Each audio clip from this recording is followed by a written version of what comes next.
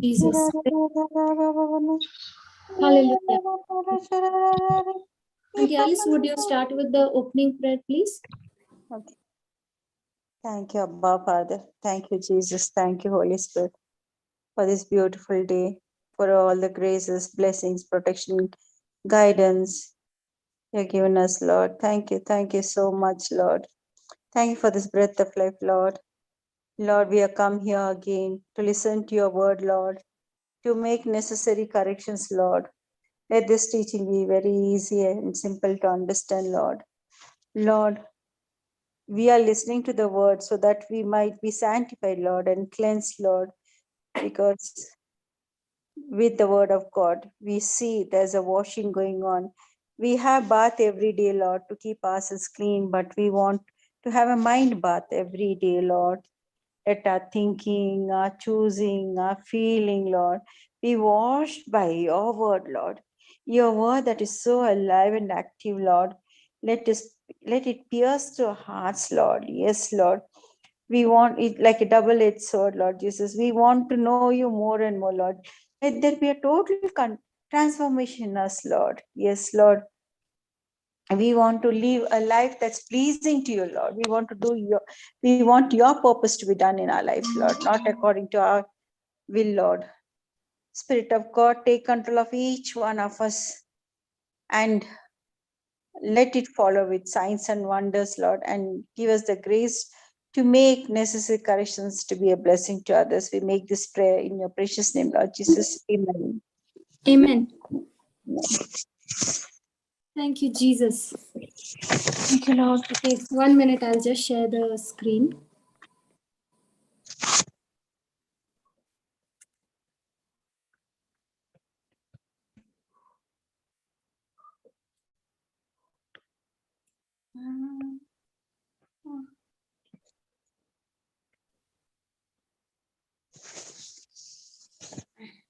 Is my screen visible, Auntie? Yes, ma. Okay. Today we'll go to 1 Peter chapter 2. We'll look at from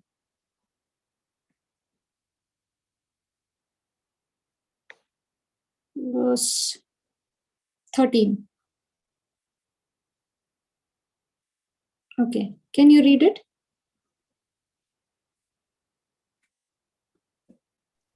Submit yourselves to every ordinance of man for the Lord's sake, whether it be to the king as supreme, Next. or unto governors as unto them that are sent by him for the punishment of evildoers and for the praise of them that do well. Next verse. For so is the will of God, that with well-doing you may put to silence the ignorance of foolish men. Okay. Look at the 13th verse. What is the word? The 13th verse start with which word? Submit yourselves. Okay. What is the meaning of submit? To die to my flesh, that is my mission, and follow God's mission. Come out or get out of my mission and come under God's mission. God's mission. Okay. That means I have to come out of what I want to do, what I want to feel, what I think, and get under what God thinks, what God says, and what God tells me to do. Yes. That is called as submission. Submit. Okay. Now here the scripture says, submit yourselves to every ordinance. Now, are we supposed to submit to God's word? Yes. Yes. And here the word of God is telling us, submit yourselves to every ordinance of man for the Lord's sake. Whose sake? For the Lord's sake. For the Lord's sake. So that means, according to this scripture, the Lord is asking us, He's teaching us that I'm supposed to be subject, I'm supposed to submit myself to every ordinance of man for the Lord's sake. Do we like to take orders or do we like to give orders? Most of the time we like to give orders than taking. So here the word of God is saying, give orders or take orders. Take orders. When you submit, you take orders. Yeah. Correct? Yes. Are there people who give you orders? Yes. By this time, this should be done. Do this, do that. Yeah. And do you like when people order you? Sometimes okay, sometimes don't like it at all. I like that the way you said that. Sometimes don't like it at all. Praise God. But that's true. Sometimes we don't like it at all. No? And what do we say? Who does he think he is? Who does she think she is? To give me orders. And what is the word of God teaching us? Submit yourselves to every ordinance of man for whose sake? For the Lord's sake. For the Lord's sake. Auntie Alice, what happened? You sound very as if No, I was thinking today, of you taught us, I think Ephesians 5:20. Reverence for Christ. Yeah. So that Thank is just God for every person he brings in your life. That's what Ephesians 5:20 says. Always giving thanks to God. That's what you were thinking? Hello? hello. Yeah, Auntie. Lost you in between.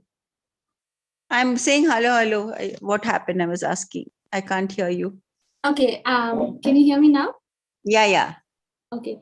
I was saying that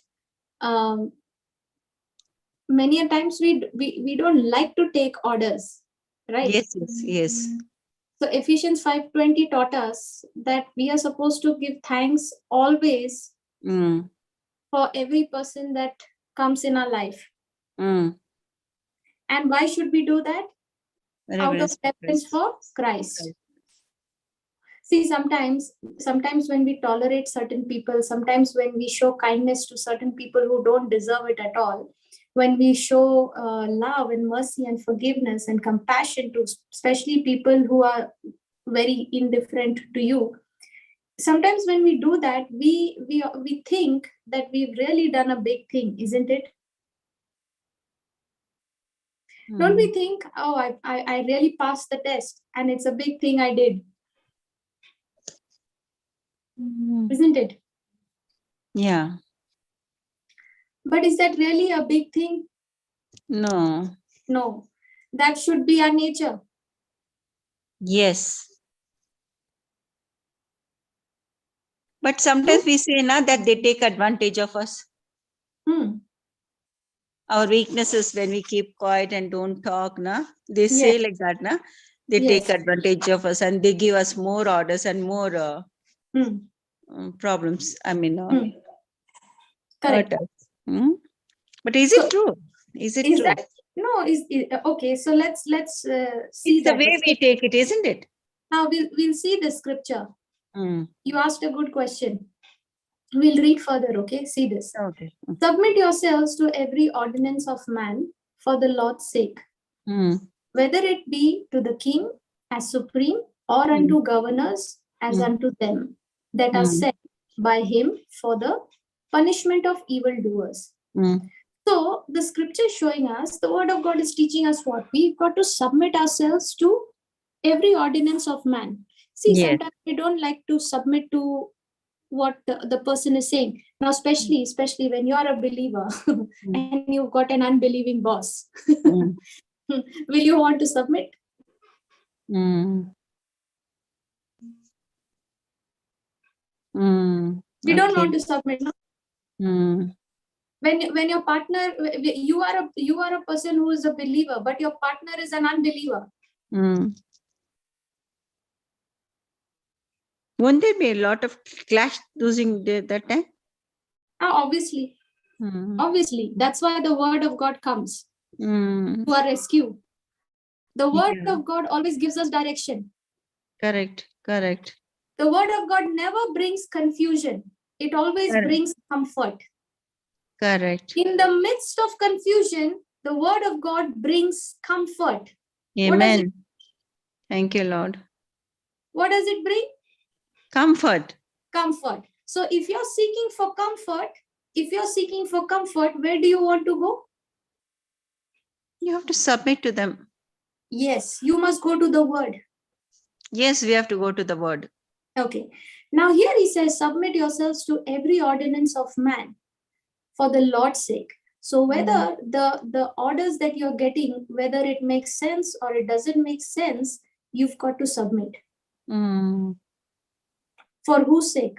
For the Lord's For sake. God's sake. Mm. Okay. Whether it be to the kings as supreme or unto governors as unto them that are sent by him for the punishment of evildoers and for the praise of them that do well. Okay. Now, why should you do this? Look at the 15th verse. For so is the will of God. You want to fulfill the will of God? Mm. Submit to Yes. authorities. Yes. Sometimes it may be very annoying and irritating, and you will say, Lord, this is not right, this is not fair. But yet, what am I supposed to do? Submit. Mm. One question. Okay, one question. Now we go to government offices, isn't it? To have our papers, some papers to be signed or something. Now they ask for bribe. Should we submit to that? Good question. Good question. We submit to, for the Lord's sake, na? But when they ask, can we open our mouth and say no, but the work will not be done. So what to do in such cases? The Lord will help us out. Submit yourselves, he said, to every ordinance of man for the Lord's sake. Okay? Whether it be to the king as supreme or unto governors as unto them that are sent by him for the punishment of evildoers and for the praise of them that do well. For so is the will of God, that with well-doing you may put to silence the ignorance of foolish men. Now, what does that mean? What does that mean? If you follow the will of God and you obey it with full of your heart, without any this thing, then they are ignorant actually. They don't know what they are doing, isn't it? So looking into your goodness, there are chances they may transform, no? So the scripture is showing us that what the will of God for us is to submit. Yes. Okay, submit to God's word. Mm. Okay, now you will think, oh, if I submit to this person is telling me to do thing which is ridiculous, which is absolutely foolish. Why should I do it? And you will resist and say, no, I am not going to do this. Right? And why you're saying I'm not going to do this? Because according to you, it is wrong. According to you, it is foolish. According to you, it is ridiculous. It's all according to you. But isn't the word of God saying that you've got to respect authority? You've got to submit yourself to that authority. You are in that position. If you are in that place, it's for a reason. Correct? Mm. Now, why is the word of God telling us to submit? So that by that obedience, you may put to silence the ignorant, foolish accusation that people bring against you. Mm.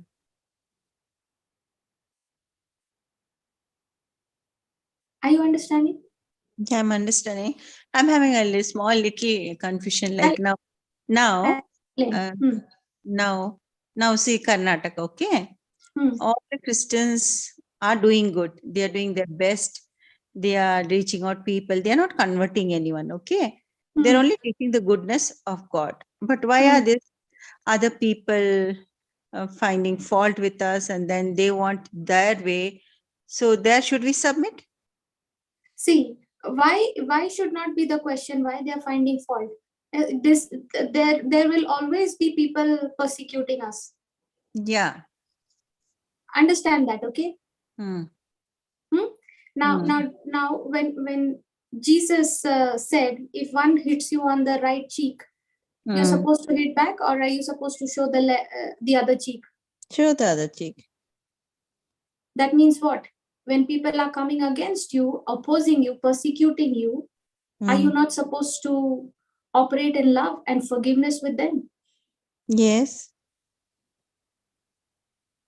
So if someone is persecuting you, now you may be saying, okay, I'm not allowed to go to this place and preach. They are persecuting. They're coming against me, correct? So if in that place you're receiving persecution, go to some other place and preach the gospel.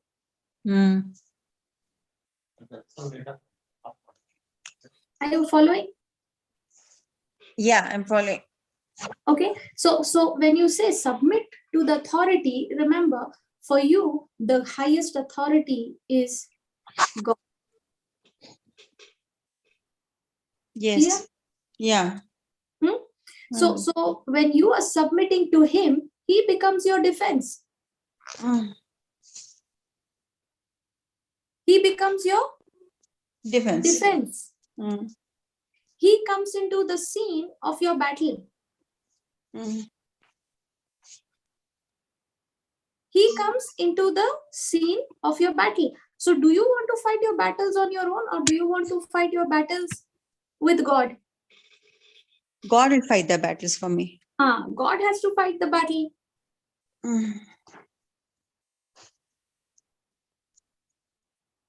So when people come with criticisms, when people come with so many false accusations, what do? We try to justify ourselves to prove them wrong, isn't it? Was that your question, Auntie Alice? No. Now this rally and all took place, na?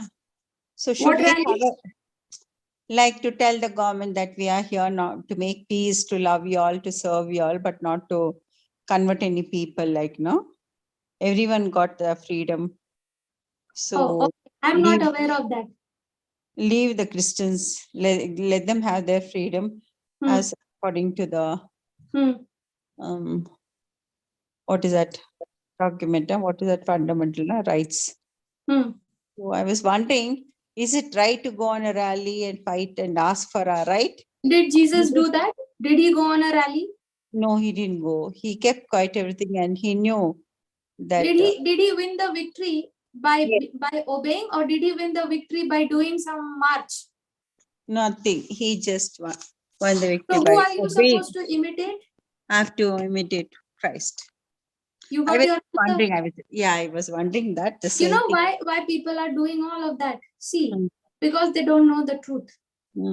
If that was the answer, to go on a rally and get yourself heard, Jesus would not have come to. He would not have needed to come down to this earth. He would have rallied his entire angels. But did he come to the cross? Did he come down and take my place, your place, and obeyed the Father till the end? Yes, that is why he came to save mankind. by one man's disobedience, we were all made sinners, the word of God says. But Yes. by one man's obedience, we are all made righteous. Correct.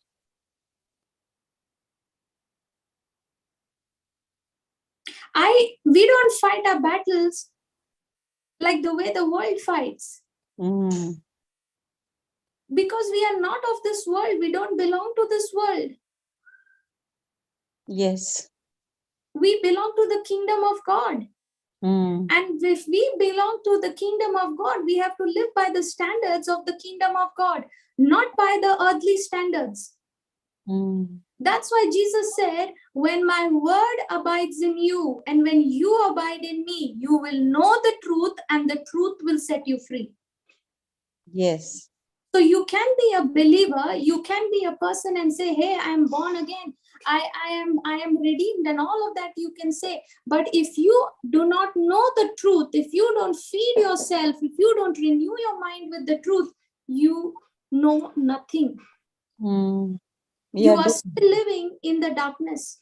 Yes.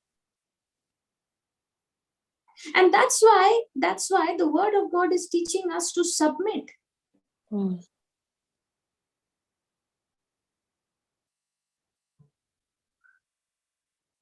Are you understanding now? Yes, yes. Now let's say, for example, you said, right, if you go to a government office and you find a person saying, hey, if you want your job done, give me so much money.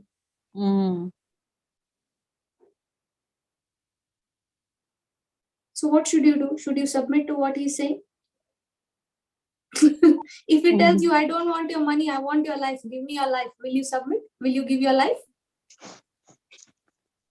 According to this, I think we have to give now. According to what? Submit yourself to every ordinance of men for the Lord's sake. Yeah. So he's not saying you pay the bribe for the Lord's sake.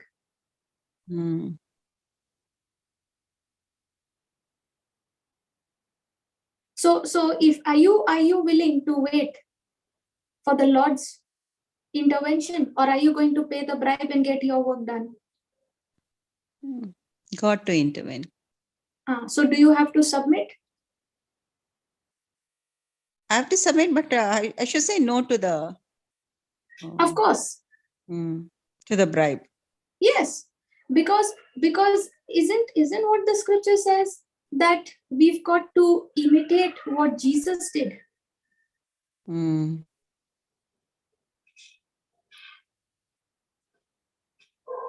So what are we supposed to do? Submit to the authority, submit to what the word of God is saying. Okay, read further. 16th as free and not using your liberty for a cloak of maliciousness, but as the servants of God. Wonderful. Honor all men, love the brotherhood, fear God, honor the king. Servants. What is it saying in the 16th verse? As free and not using your liberty. I should not use my freedom for the cloak of maliciousness. That means anything is wrong, you don't use your freedom, but as the servants of God. So that means we are supposed to live as what? Free people. Getting it? Yeah. And this freedom that we have received, this freedom should not be used for our advantage. Don't use your freedom as a cover-up for evil. Because we are the light and the salt of the earth. Yes. Are you understanding? Yes, yes. So now, many a times we don't want to submit to our authorities, right? Especially let's say you have, you're a senior person and you have to do some work for the junior person, and the junior person is at a higher level, will you like to obey? Will you like to take orders from them? Usually senior people not like it all. Hmm. So they feel that they are all experienced and who are they to order us? And that's what he's saying. He says, honor all men. Mm. Honor all men. Love the Mm. brotherhood. Fear God. Honor the king. That Mm. means what? Show respect for all people. Yes, Don't make any distinctions. correct. Show respect, same respect for all people, whether that person is a person cleaning the toilet or whether that person is in the highest position. Mm. Whether that person is coming against you or whether that person is for you, regardless, show respect for all people. Treat them honorably. Mm. Love the brotherhood. What does that mean? Love the brotherhood. Love. Yeah, to love everyone. To love everyone, because we Yeah. are all brothers and sisters in Christ, even Yes. including the one who is coming to persecute you. Jesus Yes. died for him and Yes. for her as well. Yes. It's only a matter of that person repenting and turning to the Lord. Correct. They are still my brother and sisters in Christ. So are you going to go and do march past against them, or are you going to go and operate in love with them when they come against you? Operate in love. Okay, now listen to this. Servants, be subject to your masters with all fear. Okay, now that fear is not talking about some demonic fear. It is talking about respect. Respect, a reverence for God. Yes, be submissive to your masters. Yes. Okay, with all respect. Mm. Not only to the good masters and gentle masters, but also to the froward. That means also be subject to your masters, not just to those who are good and gentle with you, but even also with those who are irritatingly, annoyingly unreasonable people. Mm. Are you understanding? Yes. Okay, now look at the 19th verse. For this is thankworthy. For this is what? Thankworthy. Thankworthy if a man for conscience toward God endure grief. Do you like to suffer grief? No. Okay. Let's say, for example, there is a person working in the office, okay? Mm. Let's say you're working in the office. Mm. And you've got a boss who is really irritating you, troubling you, making life extremely difficult for you. Okay? Mm. You're going on tolerating every day. One fine day, you've lost all your patience. Okay?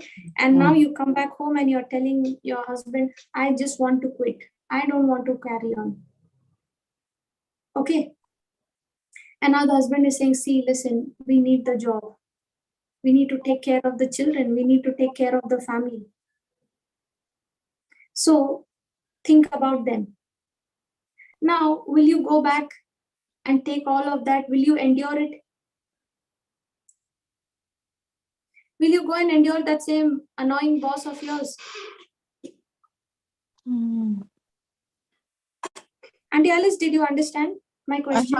I have to undergo if I want to do according to the Lord's will. No, not according to the Lord's will. Okay, let's say you have your son, okay, Roll. Yeah. I'm giving you an example, okay. Mm. Now maybe he's going through a hard time at office, okay. Mm. Now he is abroad, no. Mm. Mhm. Now he comes to you and he says, this person is really making my life very difficult at office, not letting me not giving me holidays, making me work so much, really torturing me. He's so rude and so unreasonable with me. I don't want to continue. Mm. I leave everything. Mm. Now as a mother, what will you say? Will you tell him, yeah, leave everything and come, son? Will you say that? No. Overcome that challenge. Will you say, listen, I know all that is going through, but can you endure that? Think about your wife, think about your child. If you just quit everything and come, what will happen? How will you manage? And now he listens to that instruction, and when he goes back to the office, is he going to fight with the boss or is he going to endure it? He's going to endure it. He's going to endure it. Now, is he enduring for the sake of his child and for the sake of his wife? Yes. Right? Even so, enduring for the wife and children, that is also wrong, na? Whatever you do, you should do it for the Lord, na? Once you told a story, remember? Correct. That's what it says. For this is thankworthy if a person, if a man for conscience toward God endure grief, suffering wrongfully. You know, this scripture, when you read it, one of the translations says, for this is thankworthy. For, you know, that one translation says, for this finds favor. A person finds favor from God when he endures the sorrow of suffering unjustly. And when he's doing that in the awareness of God's will for him.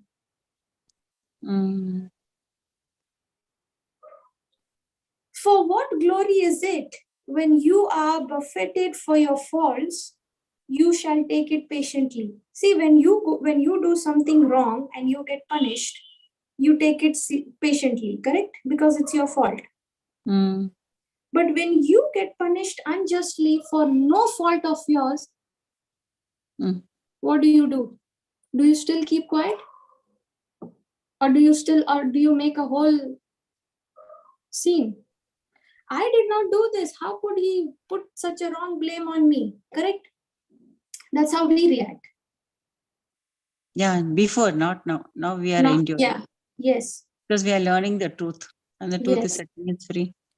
Yes, we were before. So, when you are buffeted for your faults, you take it patiently, correct? Yes. But if when you do well and suffer for it, you do the right thing, yet you get accused falsely. You bless somebody, yet you are getting cursings from others. You're taking it patiently. When you're enduring it patiently, why? For the sake of God, this is acceptable with God. The scripture says. But sometimes during that period, you have the battle going on in your mind. There's a pressure going on. Correct. Now, It's in your hand to decide. Yeah. Now, when the battle is going on in your mind, what is the word of God supposed to do? Bring confusion in the battle or bring comfort in the battle? Comfort in the battle. The word of God will definitely bring comfort to the battle. Let me show you the evidence.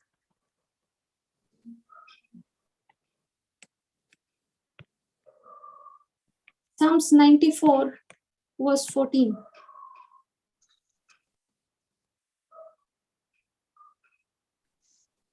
I think it's 16.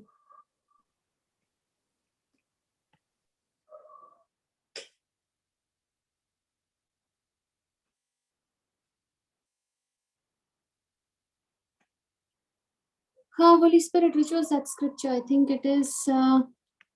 Wait, let me show you. 18. Can you see my screen? Yeah, I can see. No, 19. Sorry. See this.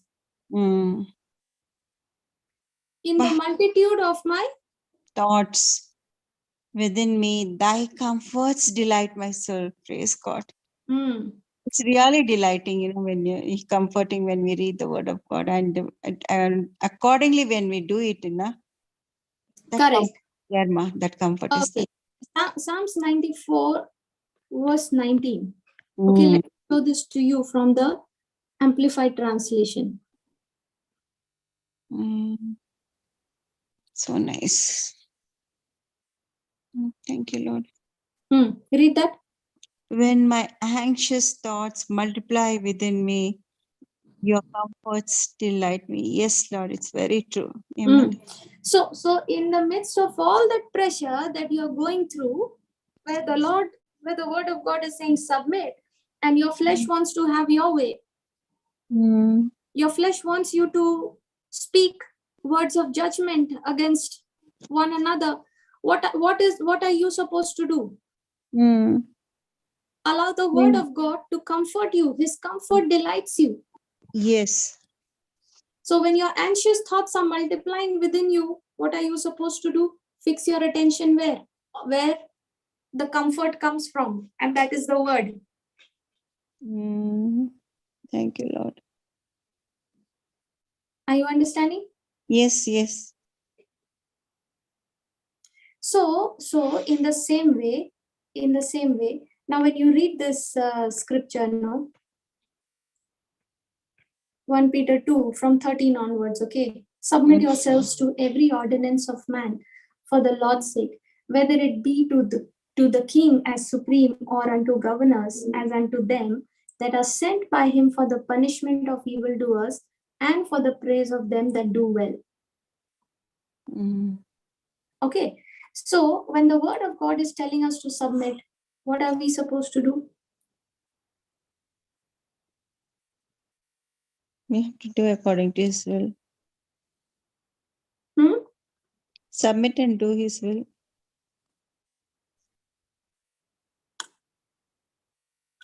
So at all times, am I supposed to be vigilant of what I want to do, what I think I know, or what the word of God is saying?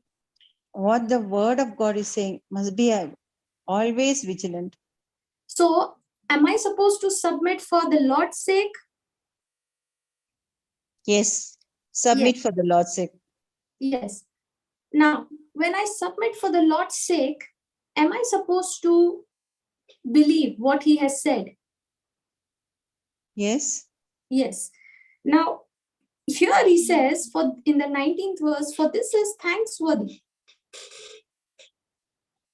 For this is thanksworthy if a man for conscience towards God endure grief, suffering wrongfully.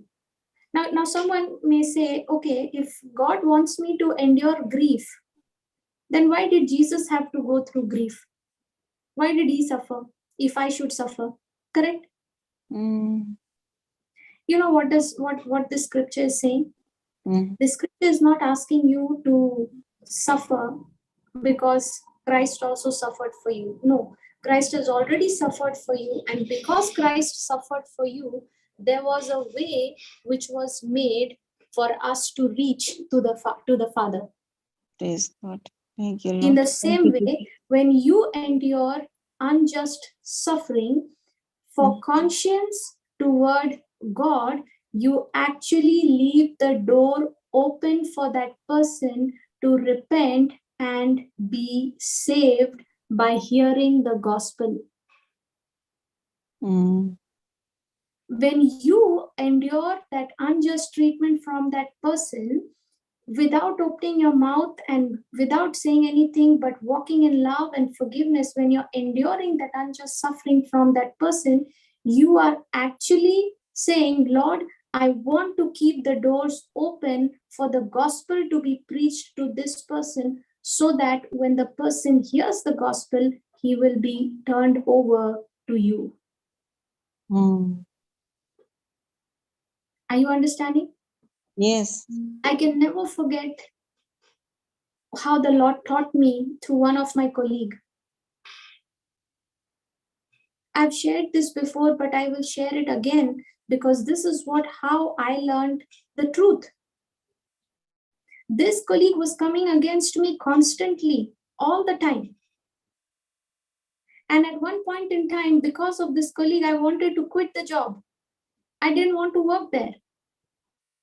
But this is how the Lord taught me, that when you are, when you submit to what my word is telling you, you no longer are on the scene. I have already come on the scene, and I will take the battle from there. So when she would irritate me, when she would trouble me and make me, and when I had to go through unjust treatment from her, I did not give back. I always operated in love. I endured it. Are you following? And one day, it so happened that she came and said, listen, I'm resigning. I've got a health issue. And that was the day, that was the moment for me to preach the gospel to her. Yes, God. If I had to give back to her, if I had to fight back, if I had to argue with her, if I had to show her her faults, my relationship with her would have been cut off right then and there. And that's exactly what the devil wants you to do. If I had cut all my ties with her, if I had fought back with her, I would have lost her forever. But because for conscience towards God, when I endured all that unjust suffering, there was a door open still for me to preach the gospel. And when the gospel I preached to her, she began to say, how is it that when I kept coming against you, I kept, treating you like that, you never even for once turned around and pointed your finger at me? Isn't that how the Lord led us to repentance? Yes. Let me show you how the Lord did it. Romans chapter 2, verse 1 to 4. Read this. 1 to 4. Therefore, thou art inexcusable, O man, whosoever thou art that judgest. For wherein thou judgest another, thou condemnest thyself. For thou that judgest doest the same things.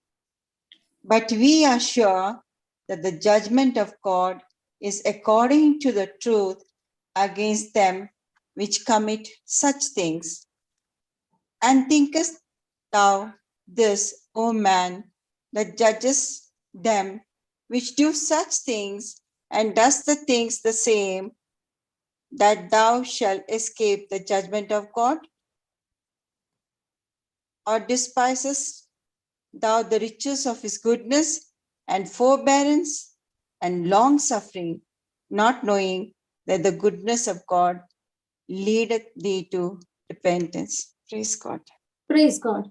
Now here is the scripture saying, therefore, you are inexcusable. You are inexcusable, O man, whosoever you are that judges. Now, don't we want to, when we see something going wrong, when we see someone at fault, don't we quickly point out and say, hey, that's wrong. Very true, very true, very true. Don't we become judges? Yes. Very soon. And here is the word of God saying, therefore you are inexcusable, O man, whoever you are. Sometimes we think just because we know the scriptures, we have learned the scriptures, maybe we know some few scriptures, and based on that we go and start pointing others. No, that's wrong. That's very wrong. We start condemning, isn't it? Oh, so far that didn't happen to me. Okay.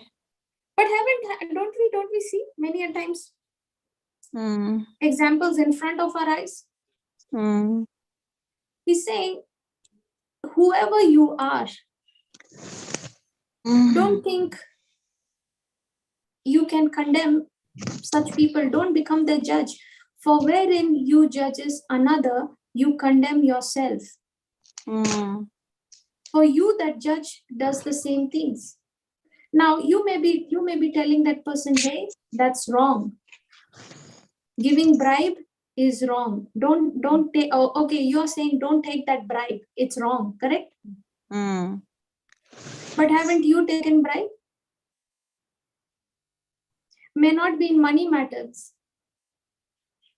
Don't we bribe our own children? If you study well and get 90% marks, I will give you this. Don't we do that? Oh my God. Come on, tell me if I'm saying anything wrong. 100% true. See, Auntie, we open our mouth quickly and we tell the person, you should not take bribe. Correct. What about us? Have we not taken bribe? Maybe not directly in cash, Yeah. but in kind. Okay, Yeah. I will do this job for you. Okay, I will give you. I will do this help for you. But what will you give me in return? What will I get?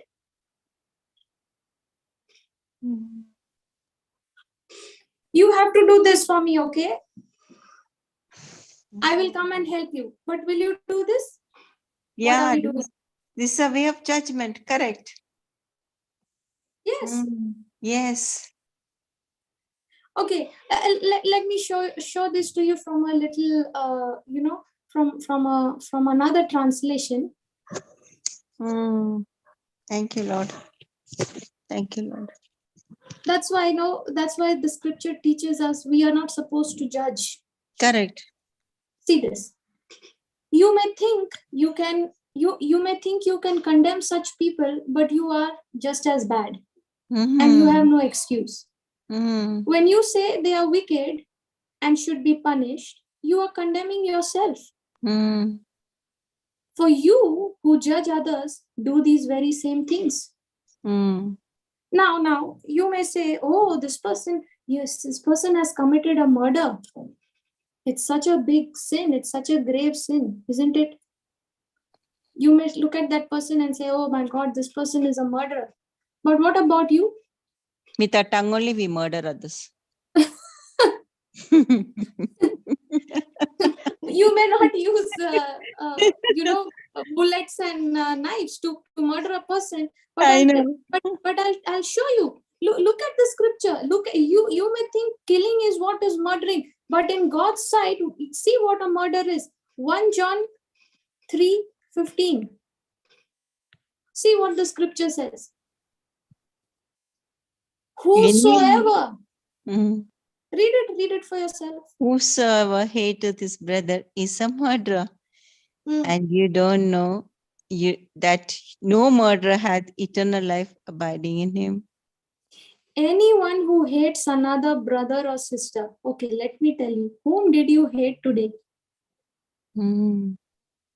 Anyone who hates another brother or sister is really a murderer at heart. Yes. So you may not have killed anyone with a gun or with a knife. Hating to be called a murderer, but in the eyes of God, in the sight of God, who is a murderer? Anyone who hates his brother. Yes, anyone who hates his sister. Anyone who hates is a murderer at heart. God looks at that as a murderer. So by God's standard, by God's definition, are you a murderer? If you're hating someone? Yes, if you're hating somebody, you're a murderer. Getting it now? Yes. Very much. So here is the word of God saying, you have no excuse or justification. Getting it? Yes. So are we supposed to judge? Are we supposed to become judges of others, or are we supposed to follow the instructions, submit to what the word says? Follow the instructions, submit to what the word says. When you say they are wicked and should be punished, you are condemning yourself. Why? For you who judge others do these very same things. So actually, when you point fingers at others, you're condemning yourself. As simple as that. I'm not saying it. The word of God is saying it.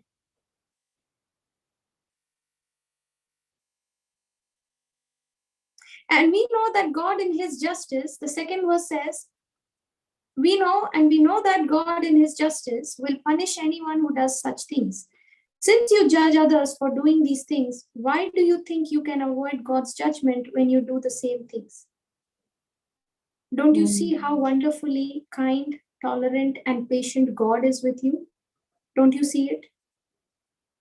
Now tell me, haven't we all made all that mess which today we start pointing others not to do? We have also made the mess, no? Same mistakes? Yes. When we did that mistake, did Jesus come condemning us, pointing fingers at us? No, not at all. Or did he show to us his amazing grace? Did he show to us how kind he has been with us? How tolerant has he been with us? How patient has he been with us? Come on, at the deepest, darkest sin that you were ever in, even at that moment, God did not come condemning you. God kept telling you, even in that situation, I am with you. I will never leave you nor forsake you. Did he do that? Was he kind and tolerant and patient with us? Yes. Yes. Now the scripture is saying, does this mean nothing to you? Have you forgotten how kind and tolerant and patient God has been with you when you were in your worst situation, when you were at fault, when you were making mistakes? See, when we change, when we allow the word of God to change us, okay, we expect everyone else around us to be the same way, correct? We want everyone else also to behave right. Yes or no? Yes. Now, did that change in my behavior or did that change in my life come overnight? Or did it take time? It took years. Yes. And for some of us, it is still taking time. So has God been patient with us all the time? Yes. And change in my life did not happen overnight. Change in my life did not happen in 2 days, in 1 month. So if change did not happen in my life within 2 days or in 1 month, how do we expect our loved ones to change overnight? How can we expect the changes to take place overnight? Come on, when it comes to you, you want God to deal with you patiently. But when it comes to others, can you not show that same patience, tolerance, and kindness that you received from Christ? And then we talk about being fair. Then we talk about being just, isn't it?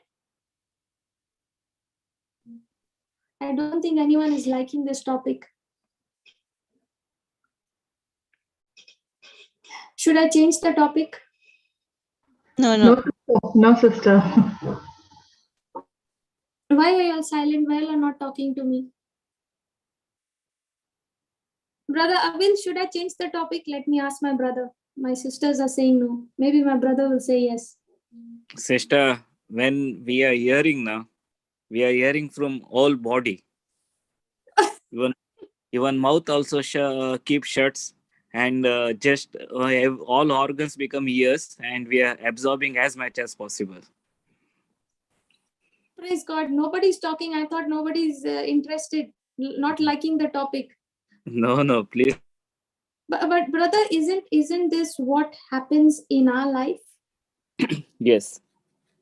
And sometimes we think that we allow the thoughts of the enemy to become our own thoughts, and we say, Lord, today I did a big thing by operating in love, by walking in love. And we say, Lord, thank you, my reward is coming. I passed the test. But yes. actually speaking, we did nothing big. We did absolutely nothing big. In fact, if you walked in love, if you forgave that person, and if you showed mercy to that person, it is what you are doing as per your new nature of Christ, righteousness of God planted in you. That's how you should be behaving. That's how your response has to be. Amen. Yes. And that's what the Lord has from the beginning always and always trying to show us, even at the worst point in our lives, even at the deepest and darkest sin that I was in, the Lord kept convincing us of his unconditional love for us. Never did he once condemn us. Why did he not condemn us? Because he wanted us to be so sure, so convinced of his love for us, that none of Satan's lies that he keeps bringing to us, that you are not loved, you are rejected, God does not want us to be taken over by those lies.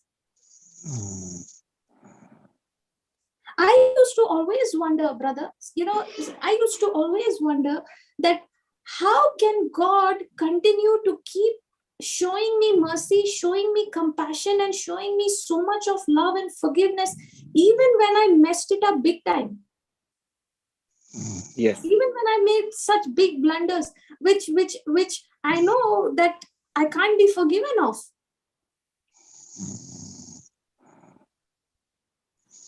As Yeah, brother, sorry. As a prodigal son, Yes. everything we lost, but Father is never asked any single question. Instead, he started just loving us.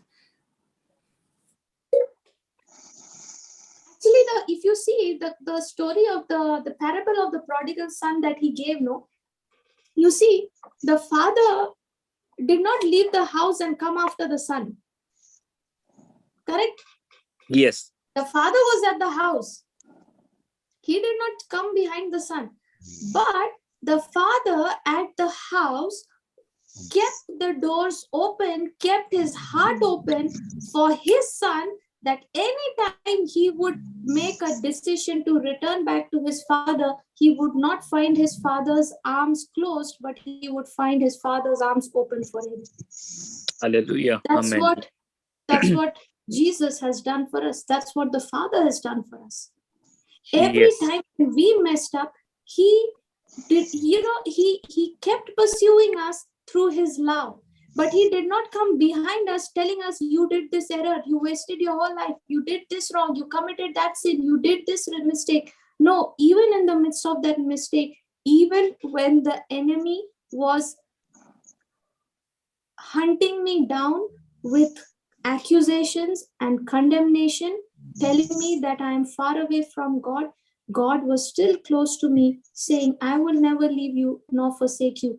The moment that son came to his senses, he turned around and he saw how everything around him was better. Even in his father's house, he would have the best and best of, his servants would have the best and best of food.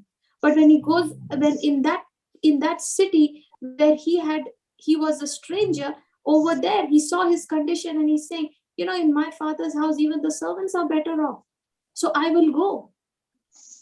He made a choice to repent. And when he made the choice, the father did not come condemning him. The father saw him from a distance and ran towards him.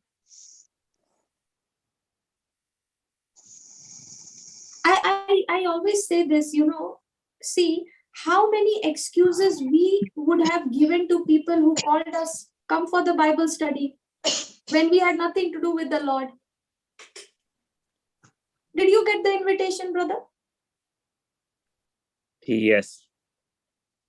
And how many times did we turn it down? I have Many. this work. Yeah. Yes. I have that work. Correct? Many excuses. Yes. Correct. I'll tell you, brother, in my case, there were so many invitations that I was getting from my friends, from everyone. Come for the meeting. I was never interested. And I'll tell you what, I did not go for the meeting. The Lord set up the meeting in the place where I was staying. He brought the preacher there. Wow. That's how Papa came. I can never forget that. When I think of all that, when I look back and I say, Lord, Your love always kept pursuing me, even though I kept running away from it. I kept giving hundreds of excuses. I don't want to come. I don't want to change. But the Lord, his love, he was so persistent. The Lord is so persistent with us. He's so tolerant. He's so kind with us, so patient that he says, even until the end of time, I'll give you a chance. I'm going to, and that's why, that's what actually broke me down that night. It broke me down that night, and I said, Lord, how many times I got the invitation to come for this brother's meeting? Imagine I'm living in Bangalore, okay, and I'm getting invitation to come for Papa's meeting, and I'm saying, no, I don't want to come. I don't want to go. I'm not interested. But God brought him to the same convent, the same hostel where I was staying, and he was preaching there. And I didn't even know he was preaching there. I went over there to just do my routine prayer and come back. I thought I'll come back to my room. But as I went there, I saw this man is preaching. And I'm saying, I have heard this person's voice somewhere. That's when I remember, oh, this is the same person who my friend used to call me for the meeting. And that was the day, brother, my life turned around. And I was, that was the first taste of God's love that I had. And I said, Lord, I don't know what made you to pursue after me. And the only answer that came was, I have loved you with an everlasting love. That's all. It really broke me down. From that day onwards, brother, my life has turned around. It's changed. What brought me to repentance? Did God's condemnation bring me to repentance? No. His goodness brought me to repentance. That's what he's saying in the 4th verse. Oh, despise thou you the riches of his goodness and forbearance and long suffering, not knowing that the goodness of God leads you to repentance. What leads you to repentance? The goodness of God, not the pointing of fingers. If you want to lead a person to repentance, shower upon that person the love of God. Accept the person with their weaknesses. Show kindness, show forbearance, show tolerance towards that person. But you know what we do? When we see a person whom we are praying for doing exactly the opposite, we lose our patience. And we open our mouth and we confess, saying that nothing will happen. For years I've been praying for this person. He doesn't seem to change. Nothing seems to happen. Just imagine what if God had to say that about us? We would have all perished. Thank God he did not say that.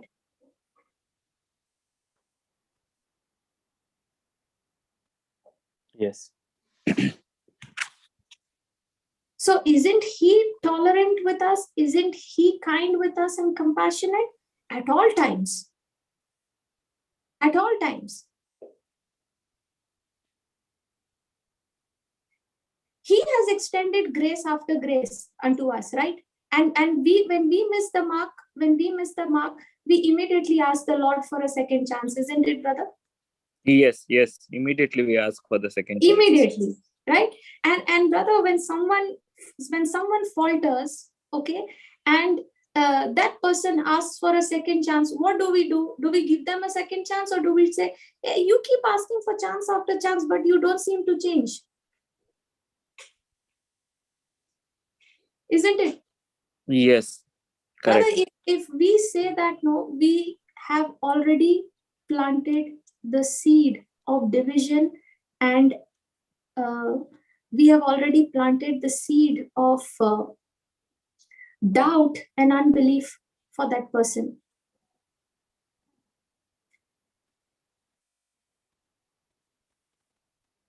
So instead of planting those seeds of doubt and unbelief in that person's life, we should rather plant seeds of love, of kindness, of patience in that person, knowing that the goodness of God leads us to repentance. The same goodness that led you to repentance, the same goodness of God will lead that person also to repentance.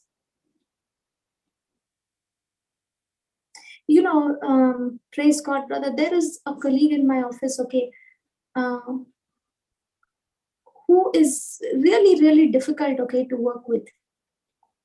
And every time I have a interaction with this colleague, I always think, Lord, how patient you have been with me. Okay, so I'm going to extend that same patience, same kindness and tolerance towards this person. Okay, and just when I do that, no, I'll tell you honestly, brother, this person will start showing the worst side of them. Are you understanding? Yeah, yes. And then you will be thinking, oh, why did I should have just given back? Why this person doesn't deserve any of this? And at that time, I just, held back myself. Today, really, this Psalms 94 and verse 19, what we showed, no, it really came to my rescue today. Did you see that scripture? Yes. Shall I? Let me put it, okay? Psalms 94 verse 19. I don't know how, I really don't know how, but the Holy Spirit just brought this scripture before me. I had never read this before, okay? Praise the Lord. Read it. In the multitude of my thoughts within me, thy comforts delight my soul. In the multitude of my thoughts within me, thy comforts delights my soul. So, all those thoughts, when they were going in my mind, I was saying, Lord, your word comforts me. You comfort, your comfort delights my soul. Okay, and I started to meditate on the word, on this word. I was speaking it, and as I was speaking this scripture, the Lord began to show me in the previous time.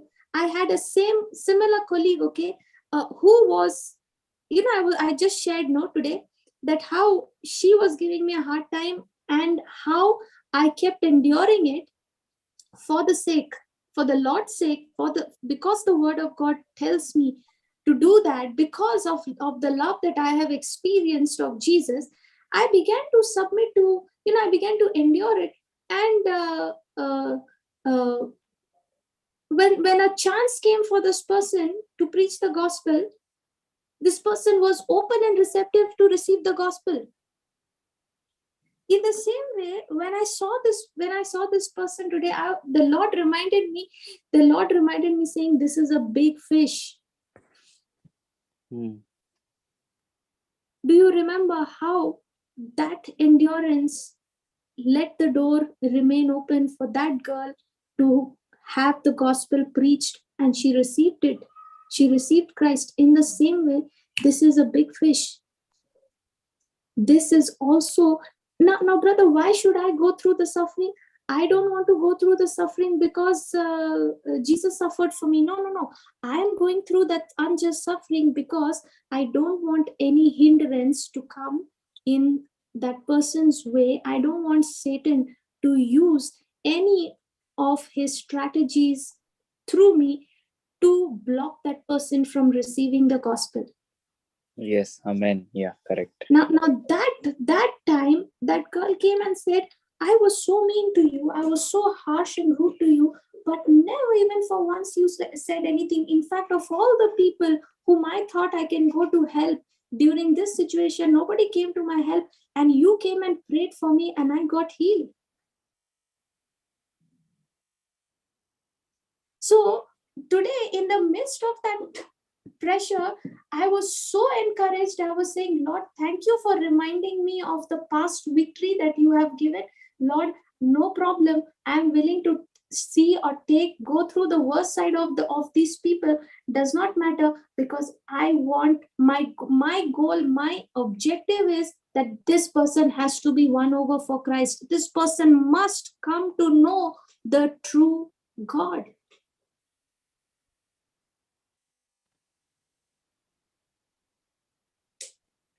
Are you following? Yes. Praise the Lord. So we may look at things on the surface, but remember the Spirit of God who is dwelling within you, he leads you to the truth. His job, his work is to lead you to the truth and to show you things which you can't see with your natural eyes. Jesus said he will show you, the Spirit of truth will lead you into all truth, and he will show you of the things to come.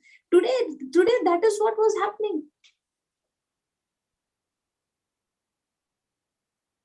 Today the Lord just spoke the scripture. When he tells me to read something, I take that advice very seriously, because I know that's where my food is. That's where my comfort is.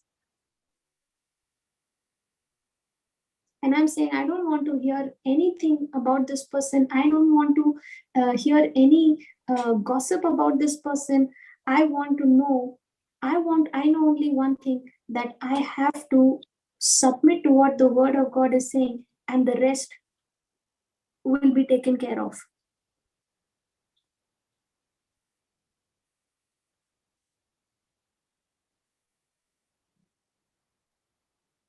So someone came and said, I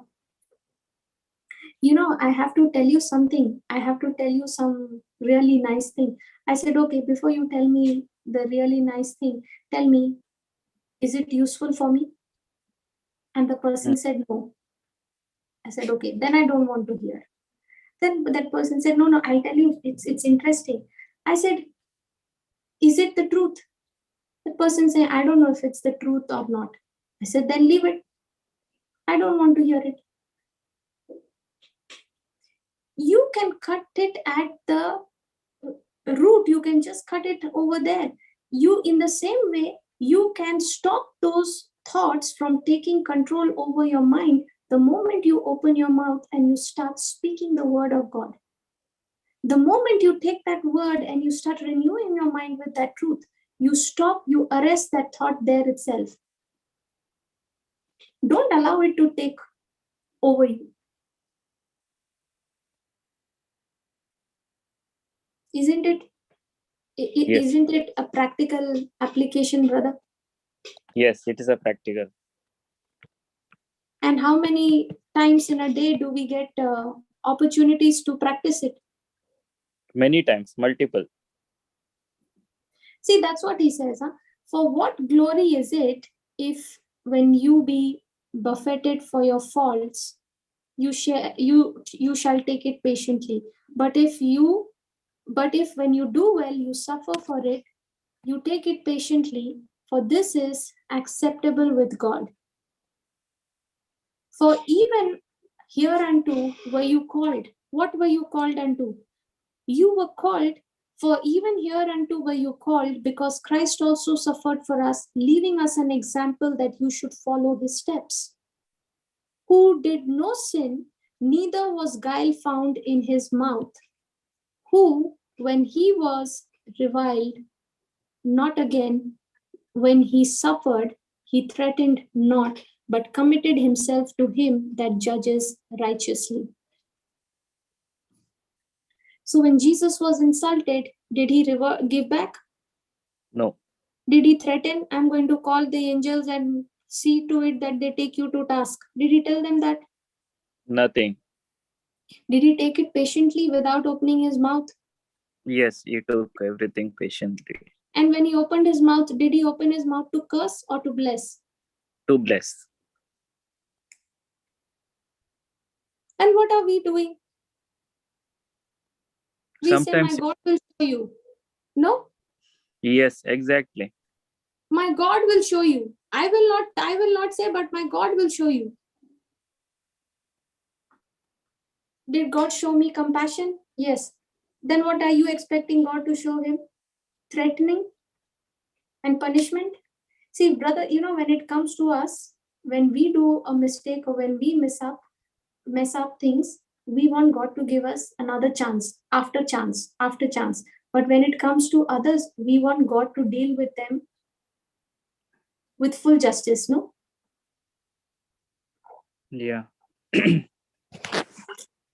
We want them to be punished. Yes, correct. But my own case, I want forgiveness. Mercy.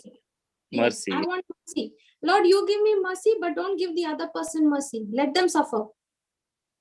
Let them know what mistake they have done by hurting me. Is that the attitude of Christ? No, it is not attitude of Christ. Yes, that's not the attitude of Christ. What is the attitude of Christ? When even though he was being reviled, he did not revile back. He did not retaliate when he was insulted. He did not threaten to take revenge when he was suffering unjustly. What did he do? He committed himself to him that judges righteously. That means, what did he do? He left his case in the hands of God. He is the one who always judges fairly, correct? Yes, correct.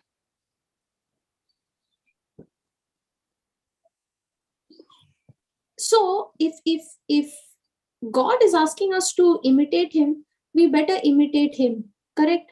And when we imitate him, don't imitate in only parts, but fully.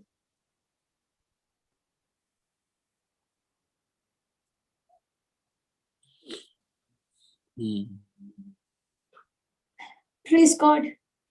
Praise to God. Hallelujah. Thank you, Jesus. Did we learn something today? Yes, sister. Lot of.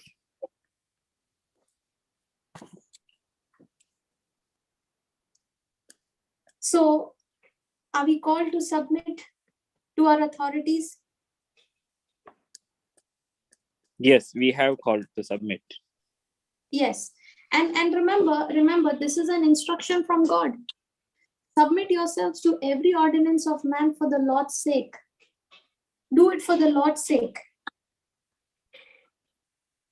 Actually, when you start meditating, when you start spending time in the Word, the Word of God starts giving you wisdom. The Word of God starts showing you the difference between what is good and what is bad. The Word of God starts showing you the difference between what is godly and what is ungodly.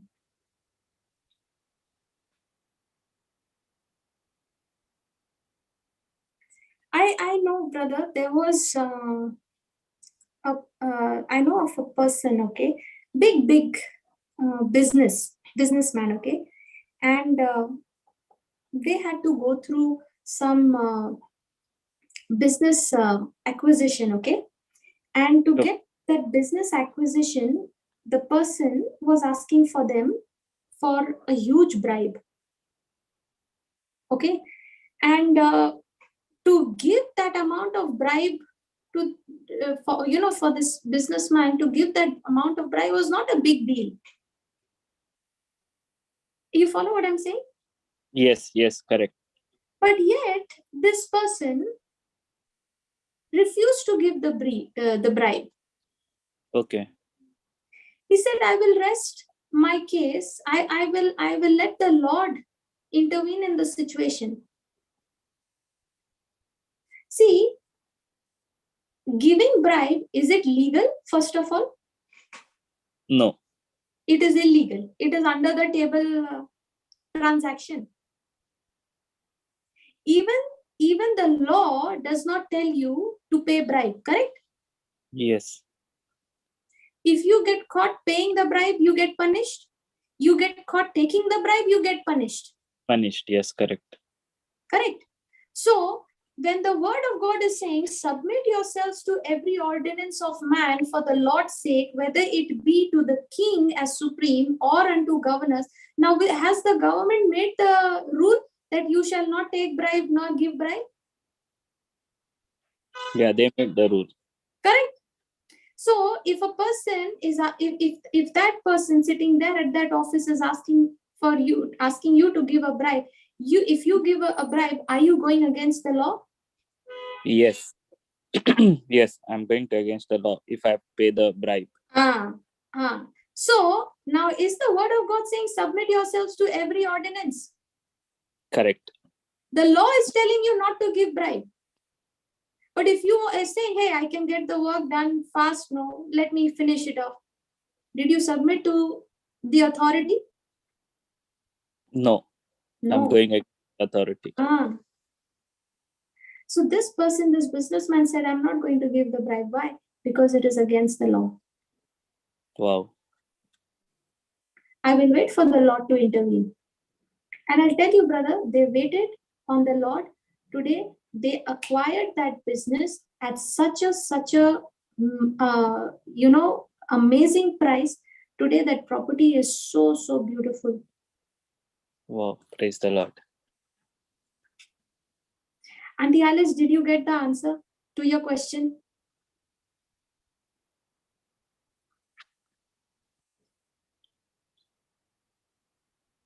Hallelujah. Hallelujah. We may think, brother, that we are, we only have to submit to what my senior is saying. But what about my juniors? How do we treat them? Hey, you don't know anything. Yes. They say, no, I see this hair that has become gray. It did not become gray out in the sun. You don't know anything, they'll say.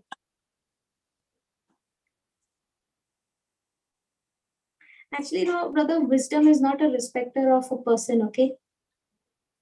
You can see a child, even a 2-year-old or 3-year-old, operating in the wisdom of God and showing you the wisdom to solve the problem. Yes, correct. It is nothing to do with the age or qualification or standard, nothing. Nothing, yes. Wisdom, yes, the wisdom of God, is given to all. And brother, those who has reverence for the word, those who hunger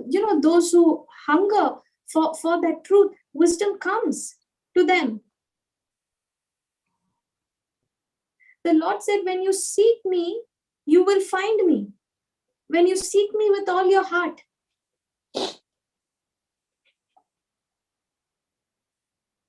Hallelujah. Thank you, Jesus. Thank you, Jesus. Any questions? Did you all get it? Did you all understand? Yes, sister. Praise God. Thank you, Jesus. So we'll continue in the next class, okay? Yes. Sister, yes, here brother. one of my brother, his name is Aryan Leander. He joined today, his first class today in the Word of God. And praise God. I wish, I like to welcome him in our Word of God teachings. Yes, Aryan, yes. do you have, you're most welcome to this class, and you have any questions, please ask. You are most welcome to ask any of your questions, doubts. Yes. Actually, I was having my question regarding confusing thoughts and all, but I can say that I found my answer in Psalm 94, verse 19.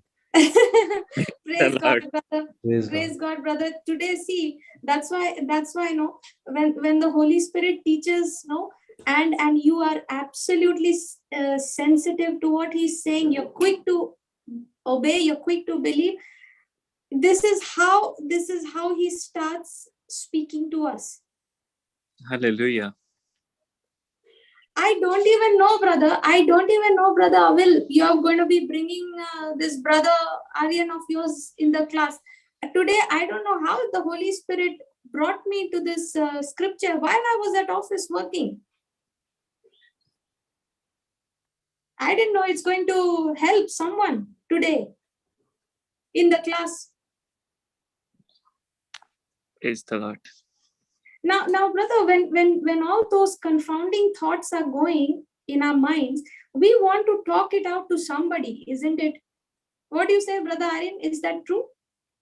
Yes, sister, absolutely. You want to go and speak what you're feeling, no? Yes, so sister. that you can lighten your burden. Yes, sister. That's the biggest mistake we make. The word of God says people are not supposed to comfort us. The word of God says that when the multitude of thoughts arises, the Lord, the word of God is what comforts us. The word of God is what brings delight. So instead of going to people, who are we supposed to go? Run to the word, go to the word. The Lord is waiting to help.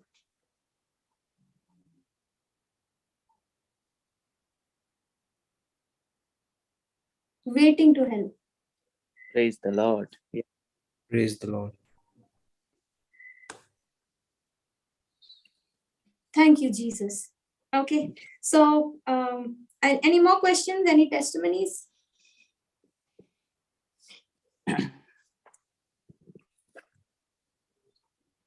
Okay, if not, then we'll continue in the next class, okay?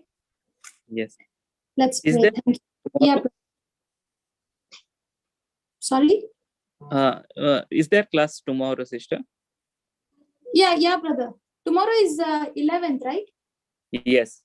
Okay, 1 minute, brother. Let me just check. 1 minute. Huh? Thank you, Holy Spirit.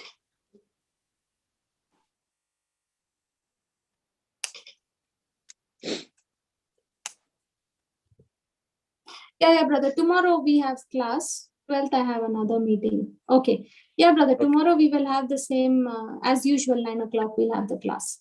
9 p.m. Oh. India. 9 p.m. Okay. Okay. Yes. Thank you. Yes. Thank you, Jesus. Hallelujah. Okay, let's pray. Thank you, Father. Thank you, Jesus. Thank you, Lord, for showing us your truth today. Thank you, Lord, for making this teaching, this preaching so simple and easy for us to understand. Thank you, Lord, for showing us through your word that when there are multitudes of thoughts, when there are so many thoughts raising itself against the knowledge of your word, Lord, you have given us your promises, you've given us your grace that abounds. Lord, it is your word that comforts us, that delights our soul. Lord, at every time when we are confounded with thoughts, not according to what your word says, Lord, help us to come back, help us to tune ourselves to what your word says. We thank you and we praise you, Lord, for all the grace that you have made available for us. Thank you, Jesus, for showing us this truth. We thank you and we praise you, Lord. We make this prayer in the most holy name of Jesus Christ, our Lord. Amen. Amen. Amen. Thank you, Lord. Thank you, Lord. Thank you. Thank you, sisters. Thank you, brothers. We'll meet in the next. Good night. Thank you. Yes. Good night. Thank you. Good Good night. night.